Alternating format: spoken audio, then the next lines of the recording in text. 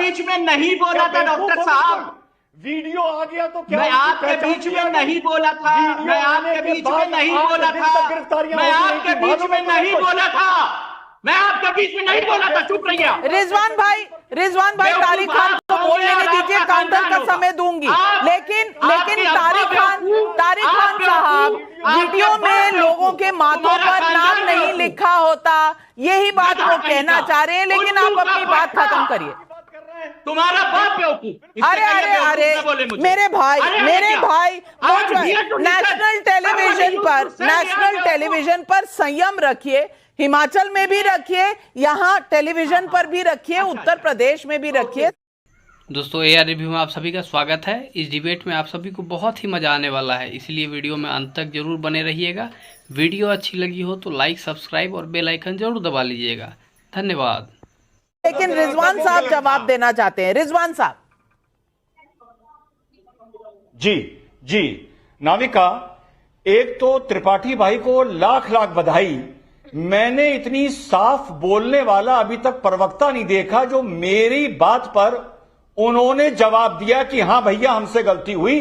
तो पहली बात तो त्रिपाठी भाई को लाख लाख बधाई। नेशनल टीवी पे ये बोलने के लिए जिगर चाहिए, नंबर 1।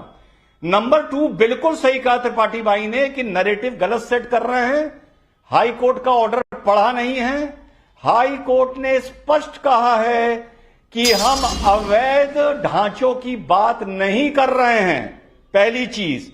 और दूसरी चीज, अगर किसी अपराधी का मकान गिराया गया तो क्या आशुतोष जी को यह मालूम है कि वो वैध था, उसका नक्शा पास था, वो किसी नजुल की जमीन पर नहीं बना था? ये उनको मालूम है? जितने भी उत्तर प्रदेश में केस हुए, जवाब है नहीं मालूम है।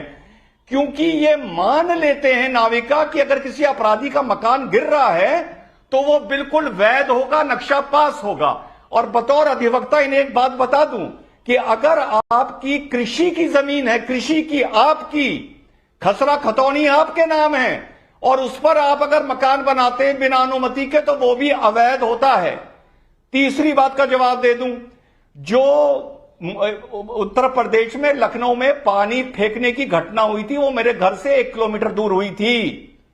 जब योगी आदित्यनाथ जी ने 2 आदमियों का नाम लिया था, उस टाइम मात्र 3 लोग पकड़े गए थे, बाकी अज्ञात थे। उसके तीसरे, चौथे, 5वें, 7वें दिन 18 लोग पकड़े गए। ये भी फैक्ट ठीक कर लीजिए। और योगी जी ने यह नहीं कहा था नाविका कि क्योंकि ये मुसलमान और यादव थे इसलिए ये अपराध कर रहे थे। उन्होंने सिर्फ नाम लिया था। लेकिन इनकाउंटर के केस में अखिलेश यादव ने स्पष्ट कहा है कि इनकाउंटर जाति देख के हुआ है। अखिलेश यादव का बयान और योगी जी का बयान बिल्कुल आपस में तारिक खान जवाब दीजिए। तारिक खान जवाब दीजिए, क्योंकि अखिलेश यादव जी जब बात करते हैं मंगेश यादव की, तो उन सारे लोगों का क्या जिनके एनकाउंटर हुए थे और वो दूसरी जातियों से थे, उनके लिए तो कोई ट्वीट नहीं आया, उनके लिए कोई बयान नहीं आया, उनका कोई दर्द भी नहीं हुआ।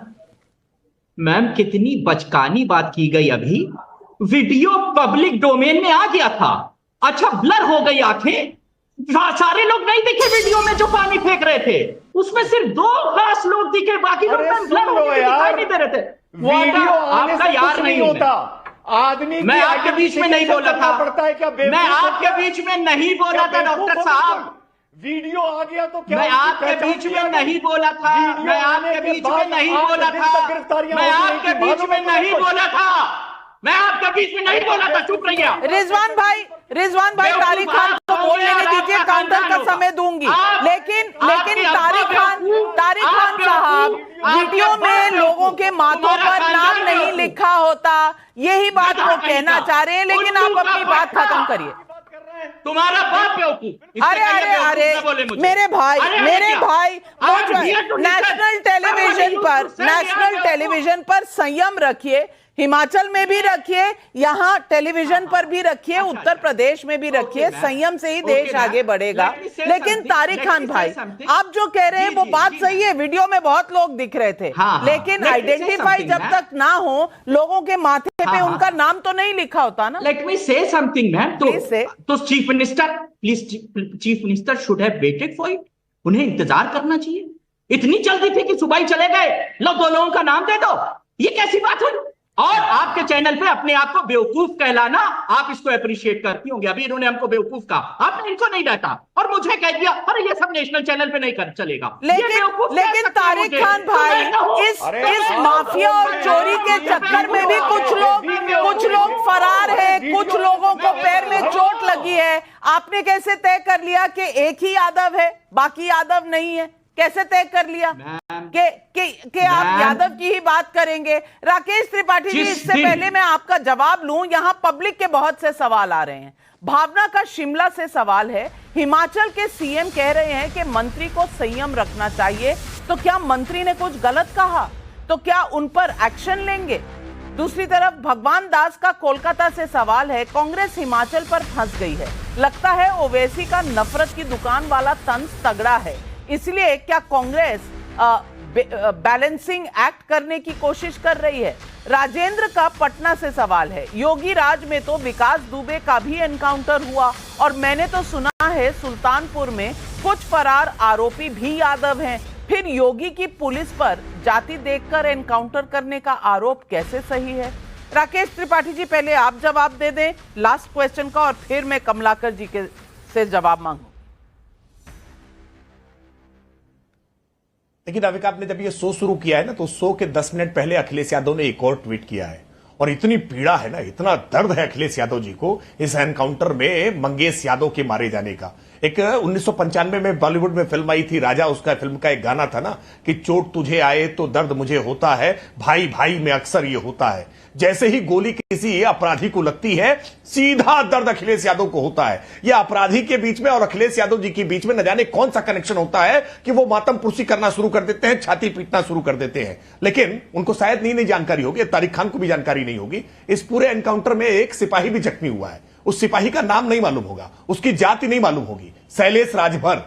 ये भी पीडीए का हिस्सा है, ये जो पीडीए बताते हैं ना, उस पीडीए का हिस्सा है। सिपाही शैलेश राजभर भी जख्मी हुआ है, लेकिन उस शैलेश राजभर के प्रति आपकी कोई सहानुभूति नहीं होगी। आपकी सहानुभूति तो उमड़ेगी बहुत कस करके उस अपराधी के प्रति मंगेश यादव, जिस पर 1 लाख रुपए का इनाम था, दर्जन भर मुकदमे थे जिसके ऊपर, और प्रतापगढ़, सुल्तानपुर और जौनपुर जैसे जिलों में उसके खिलाफ मुकदमे दर्ज थे। वो ज्वेलर्स के यहां लूट करे, वो अपराध करे, उसको हम दामाद बना करके रखें, उसको हम भोजन कराएं, उसकी हम जाति पूछ करके फूल माला पहनाए। बताओ ना तारिक खान, क्या करना चाहिए ऐसे अपराधी के खिलाफ? जो अपराधी पुलिस पर गोली दागने का दुस्साहस करे, क्या करे पुलिस? हाथ बांध करके बैठ जाए क्या? क्या उनकी आरती करे, पूछे कि आपकी जाति क्या है? अरे आपकी जाति तो कहीं अखिलेश जी वाली जाति तो नहीं है। आप तो सेफ पैसे दे रहे, जाइए दूसरी करते हो। जवाब लीजिए, क्या करना चाहिए बताता हूं, क्या करना चाहिए बताता हूं।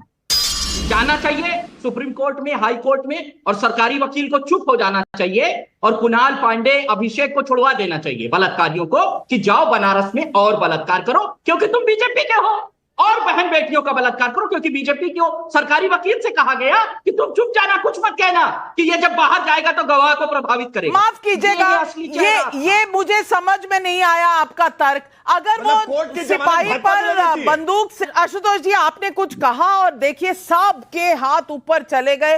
पहले राकेश त्रिपाठी जी आपके पास जाती। एक तो कुछ लोग जानबूझ करके झूठ फैलाने का काम करते हैं। ऑनरेबल सुप्रीम कोर्ट का ऑर्डर मेरे पास है, ऑर्डर का पॉइंट नंबर 4 में पढ़ करके सुना रहा हूं, दर्शक देख लें इसको। We appreciate the stand taken by state of Uttar Pradesh in the affidavit filed by it. तो सुप्रीम कोर्ट तो अप्रिशिएट कर रहा है कि यूपी सरकार ने जो एफिडेविट फाइल किया है, उसमें जो स्टैंड लिया है, हम उसको अप्रिशिएट करते हैं। ये कब कह दिया सुप्रीम कोर्ट ने कि अब बुलडोजर नहीं चलेगा? कहां कह दिया भाई? 17 तारीख को तारीख लगाई है, सबको इशू नोटिस किया है, सबसे सुझाव मांगे हैं कि क्या इस पर गाइडलाइन बनाए जाने की आवश्यकता है या नहीं है।